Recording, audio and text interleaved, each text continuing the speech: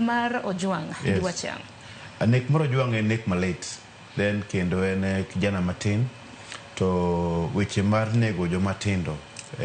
Kit ngima japiny onego bed ni ng'at matho en ng'ama ja higni 80 kadhi gi malo. Sama wan gi tho mang'eny mar jok matindo age ma Ojwang antiere en gima lit kendo en a problem to the entire society. Otherwise, gima nyalo wacho e penjo mipenjo wach mar jatenda POA bedo e kind obila e wach mar investigation. Mana kaka wedo wacho, adiera madhi wuokie to bedo maonge. Number one, gimotimre ni wan gi gik moko adek ma osetimre Kenya ka, mabe timre, na bro discuss. Achiel, nitie miluongo ni seche mu obila tiyo gi teko mang'eny ahinya.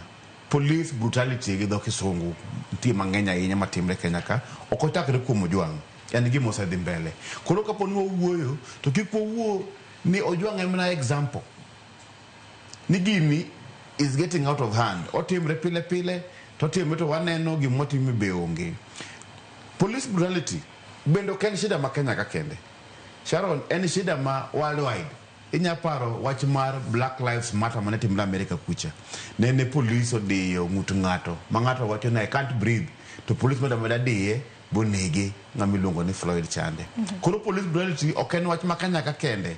En wach ma worldwide, ochando jen concept butano ji worldwide. Kenya ka nitie gimiluongo ni gi dho kisungu kendo ni extrajudicial killing. Extrajudicial killing en ni mako ng'ato to kapok itere doho tinege. En make ginege. Iwacho ni okitere through legal process mag doho mondo doho ng'i ni makosa notimo kosa nokotimo. Kinege kamano kata mana kapo ni tere mane court. E court pod ntiere sheria ma Kenya ka wan gimoro bilongo ni death penalty. Ng'en death penalty no bedo seche moko. Kata nyalo ga bedo ni jok motimo investigation ka warong. Koro kisenege ting'eni waonge kata evidence ok wanyal bedo ni ne wang'iyo kendo case badai mondo wang'e ni ng'ato bet ni nitiere mistake manotimre e prosecution. Koro onego bed ni wang'iyo gigi tete. Issue mar IPOA.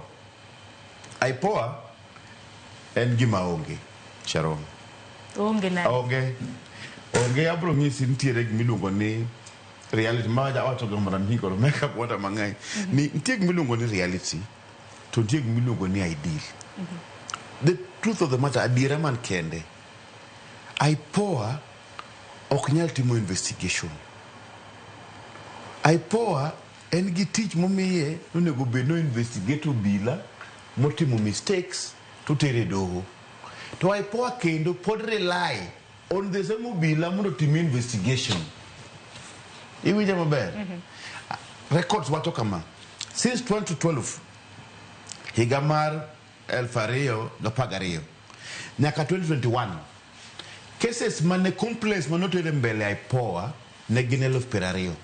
20,000 cases mbele IPOA since 2012 2021. Iwinja maber. IPOA ne no investigate botero conviction bo win cases 12.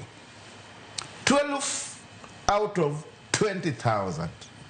Manoki go percentage, it is like 0.07 or something percent.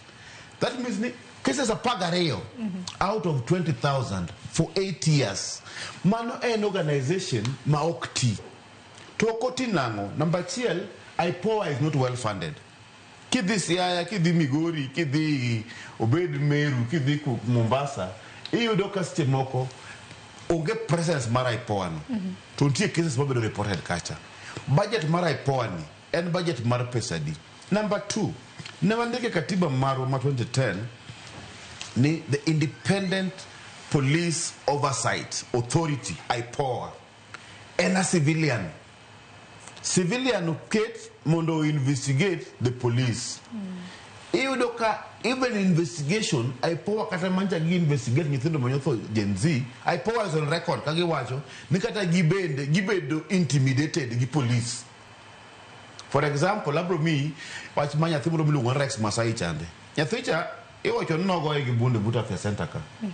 The first day mamini gi jo family gi odhi onene to yudo ka ntiere e bamne kama bunde odonjogo.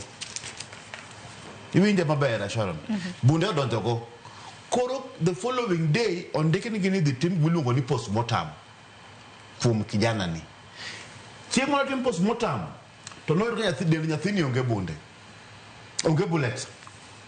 To bunde tineno kodonjo. But the first day it was there. That means nitiere ng'at modugo gole badaye. Kose gol bullet cha kuom nyathini. Onge kaka wabro yudo ni en bunde mane manotigo bogoyo nyathicha babulet chande obedo taken for ballistic. That's true. Do kata mana nyoro bura mar Rex Masabi ne nadhi nyime to ninjo ka obila kwedo ni okoti koda magina. Because gomo wacho nokoti gi magina. Negi say interfere gi evidence. Bullet kose bedo ka onge.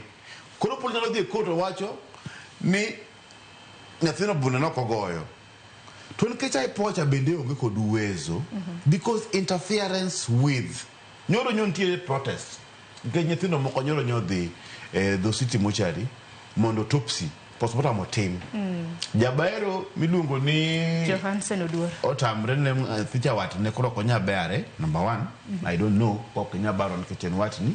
Secondly, nyobido postponed ni ibro tim bero Tuesday. Kawuono. Yes. So the issue na angombi bedo cancel. 24 hours give the body kako bedo kept kurebo bedo moved here. It is part of interfering with the evidence. Part of interfering with evidence munyalo bedo no be collected. Koro kapo ni obila podi ema dhi investigate gini. Mana kaka Ambrose wacho ni kikwa tegemea gik mang'eny ahinya. It is difficult unless idwa deal with the whole system. Which problem one go okay problem mar individual case. One is systemic problem. Nikaka work systems magwa and a civilian investigation authority in the name of POA investigate the police and expect nimondo police to begin investigation. Okay, ne kantiere regime problem kanyo Sharon.